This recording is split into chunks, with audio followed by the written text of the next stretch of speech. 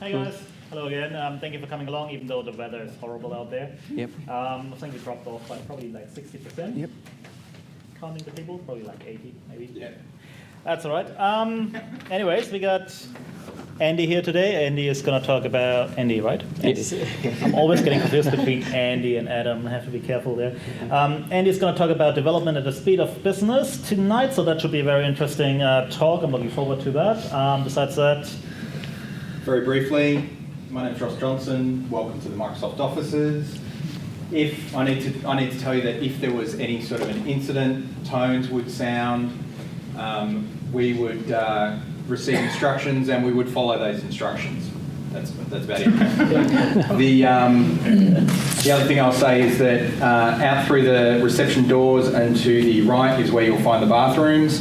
If you go out to those bathrooms, you can come back in the same way that you went out. If you're coming back in this direction, do not go down the stairwell accidentally, which is the other door, and it's marked. It will trigger alarms, and that will bring on that first situation that I talked about. and we all need to go out into the horrible, horrible weather, which we don't want to do. Thank you. I do have some prizes. I'm going to do some random draws out of the people that have signed up. Nick, sorry, you didn't sign up, so you're not eligible. Does anybody else haven't signed this? All right, cool. Many. There you go. I'll get you. Just put down your name and your number. We can pass that around. Don't put your number there. But Ashish, you go and arrange. Sure. Thanks, Michael. So here's the team. Michael, Ashish, Chris, and Ellen is in the Sydney for the Digital Workspace Conference. Joel is off to Europe, so he will be back after his vacations. So if you would like to have present or have any questions or any suggestions, please feel free to mail us. Or just talk to us. We had a bit of trouble finding somebody today, and Andy. No, don't worry. Andy, thank God, put up his name. That was very, very much appreciated. But if you do want to talk about something, or you have a topic that you think would be interesting, let us know. Cool. So we're going to start with the news. So the very first important one, Microsoft Azure data centers in Canberra. Ross, do you want to talk a few more points on that? Not much more, but the link, if you do a Google, you will find, yeah, I said that.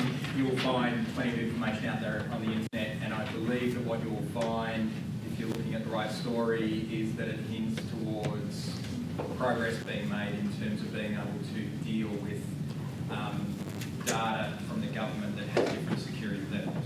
Yeah, and as I see the underline, this one only major cloud provider currently in the Australia for Canberra. So that may be a factor for government to choose.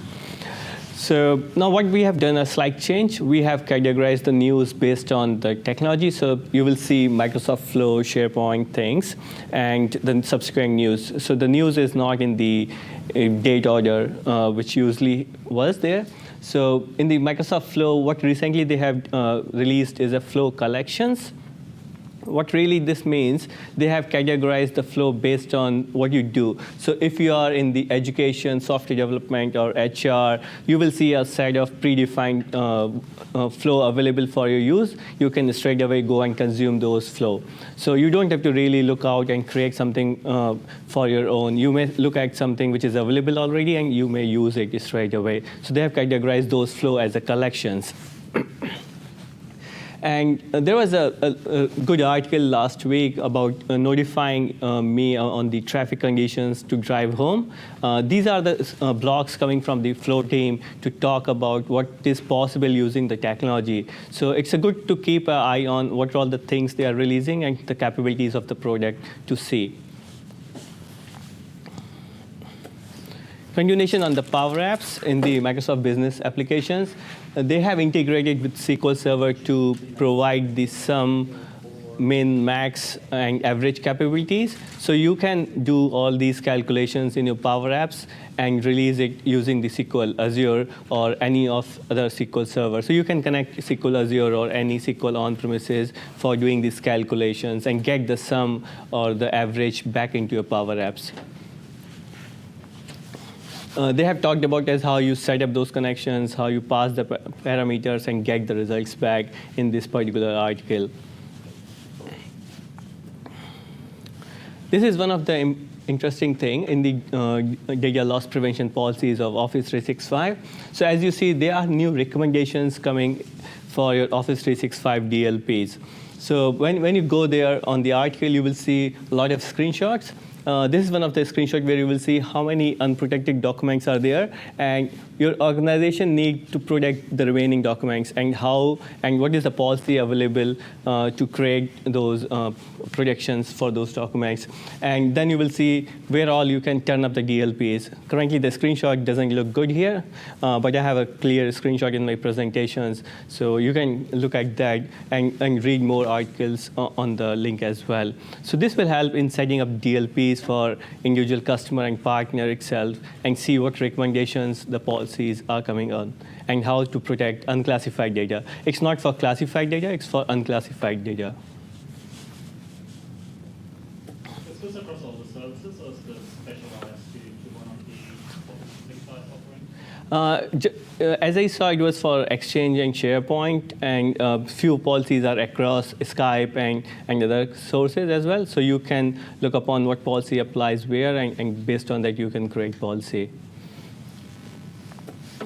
The new one in the SharePoint space was personalizing the team sites and increasing the Microsoft Teams and groups capabilities. So few things, if you have seen in the SharePoint team sites, are SharePoint News. Now you can take those SharePoint News into Microsoft Teams, and you can do the chat-based workspace for more conversations on those news. You can show your group calendars on your SharePoint team sites into the Microsoft Teams. And then you can edit the navigation of the group sites as well. So previously, it was available only in the team sites, but now you can go and edit those quick navigations in the group sites as well. So this will give you the capabilities to create streamlined navigation between groups to groups as well. There's an article with more screenshots and steps. And then now in the group sites, you can customize using the new theming options. So this will help you to do somewhat branding towards those new team sites. And as I see, there are a lot of articles coming around how to provision the new modern team sites and modern pages as well. So those are more for the developers to consume as how we can create those solutions. But this is more from a business user as how you can quickly go and change the themings.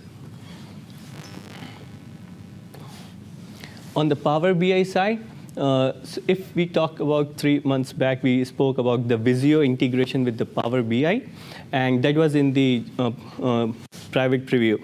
Now that has gone into the public preview, and it's available in the store. So if you are working a real-time collaboration between the Power BI and Visio, you can use it straight away in your business solutions.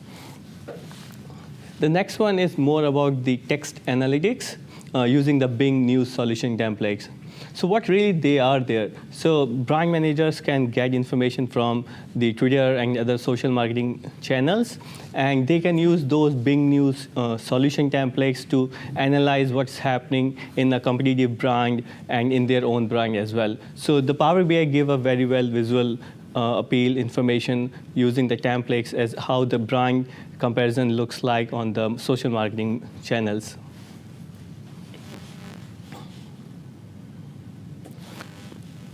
Two news for the developers. So there is a Pupil API available in the Graph 1.0, which is a public, and you can use in your programs if you are using. So Pupil API is specifically for your personal contacts, your organization contacts, and group contacts. And you can work around as how many contacts are there, and you can rotate information around those contacts as well. OneNote API was available only for the OneDrive for Business previously. Now, if you have OneNote files on your SharePoint sites, you can use the API to interact with those files as well. And OneNote API is only available by the Graph at the moment. So this is one of the important information. Groups. Now, we have been talking about Office 365 groups usage and how we go and use it till when it is available. So now there is a new group expiration available in public preview. So if you see in the screenshot here, the group lifetiming days is defined. So you can set these dates and the group will expire after certain date and time automatically. You don't have to worry from an administrator side to manage those groups. And you have the administrator, so he will be notified when the group is expiring. So these groups are the Office 365 groups. They don't appear in SharePoint, but they appear in your Outlook, where you can go and navigate between the conversations and the planner files and the calendar.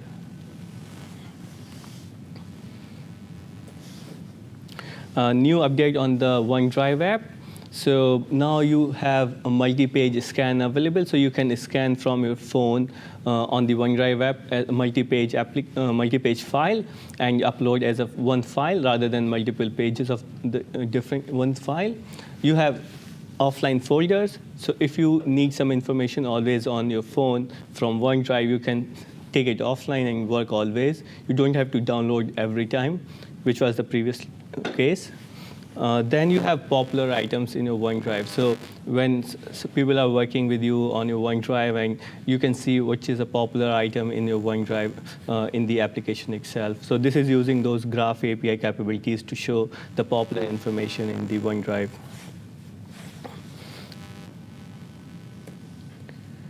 Yammer has got some more updates as well. So now in the Yammer, you can use GIFs and add those GIFs in your conversations. When somebody is typing a message on your Yammer conversation, you can see somebody is typing, so you can wait and see what people are responding back to your messages. When somebody is new on the Yammer and they post for first time, you can help them to celebrate that occasion and so that they are more engaged in the Yammer. You can move conversation between groups. So if you have posted a message in a wrong group, you can move it to a correct group. Previously, you have to delete and create a new message or share message across groups. So this is more managing Yammer and helping users to adopt Yammer. The next important piece on the Yammer helps on the adoption side as well. So there is a group activity reporting for Yammer is available. This will help us to understand as how the Yammer groups are being used, how the users are using it and actively using it in different groups, and you can engage users on those Yammer groups. So both the new capabilities and the reporting will help to engage users and start the Office 365 adoption. The next one is on the Microsoft Teams. We have seen Microsoft Teams is getting very popular, and bots and connectors and extensions are very popular to converse with the users. Now, an organization may want to restrict what all the apps are available and what users can consume those apps in their Teams channels. So now admin, again, this is a flushed screen coming here. They can define what are all the apps they can consume, and when they select these apps, only these apps will appear in the Teams channels for consumption. Now, let's say I have selected a bot and enabled it today, but tomorrow I go and remove that bot from my list here. So what will happen, any of the tabs which are there, they will disappear. You can't see those bots again in your team, but the conversation will be there. So you can see the conversation of those old bot conversation. You can't send messages and receive new messages. But if I go back and enable those bots again, you will see those tabs coming back and you can start conversation again. So this will help to restrict how the information of the corporate goes out to the third parties and how the information is being exchanged. And the next important here in the Outlook, now you can see the Microsoft Teams meeting. So you can organize Microsoft Teams meeting from your Outlook and invite everybody. So they can join these meetings using their Teams client, whether on the mobile or the web. So you will see here Microsoft Teams meeting, not a Skype meeting invite.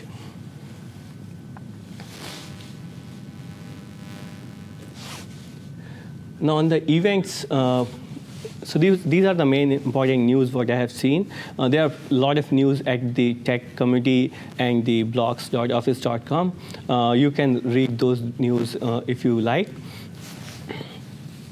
On the 16th of next month, we have the SharePoint Saturday happening in Melbourne. It's available on the Meetup site, and they have published the agenda as well. So if you would like to join this Saturday event, you can go and RSVP over there. And we have a cap, so I guess 100 or 120 is the cap. So if you RSVP early, then it will secure a place in the list. Digital Workspace is happening in the Sydney as we speak today. The Microsoft Ignite is in Orlando at 25 to 29 of September. And the Tech Summit is happening in Sydney on 14th to 17th. That includes your Business and Partner Summit as well. For Business and Partner Summit, Microsoft has only invite-only attendees. But for the Tech Summit, it's on 16th and 17th. Anybody can attend, it's free of cost. But you have to book your accommodation and travel to Sydney. On the Office 365 Saturday, a lot of the guys that are in Sydney right now to do the Digital Workplace Conference, they're going to speak at the Office 365 Saturday? Yeah. And Ashish, you might be able to correct me there. And on the MS Summit 2017, just to note that that is not the Microsoft Ignite or the Tech Hub that we used to have in Australia. It's actually a separate event. Hopefully we'll still have an Ignite 2018, which has not been confirmed yet. I'm just watching the Microsoft. Yeah, New Zealand. It's going to be there as well, but the layout and everything of the Summit conference is quite different to the Ignite that we used to have. I agree. And New Zealand Ignite has been cancelled for the 17th, if I remember correctly. And Tech Summit happens across locations in the world. And this time, the session 2 is starting from Sydney. So all the content which will be here presented first time for that series. And the registration is out, so you can go and register yourself. And the session catalog also is out. We don't know who will be talking which topic at the moment, but you can see there are 63 sessions listed across Azure, Office 365, DLPs, Azure, and Office 365 development as well. And mostly speakers will be from Microsoft Corporate or the local speakers from Microsoft. And again, it's a free, and but you have to travel to Sydney. And again, they have a limited space. Sometimes the registration goes very out quickly. A couple of the links which we use and refer on this. Yep, over to Andy for the session. Thank you.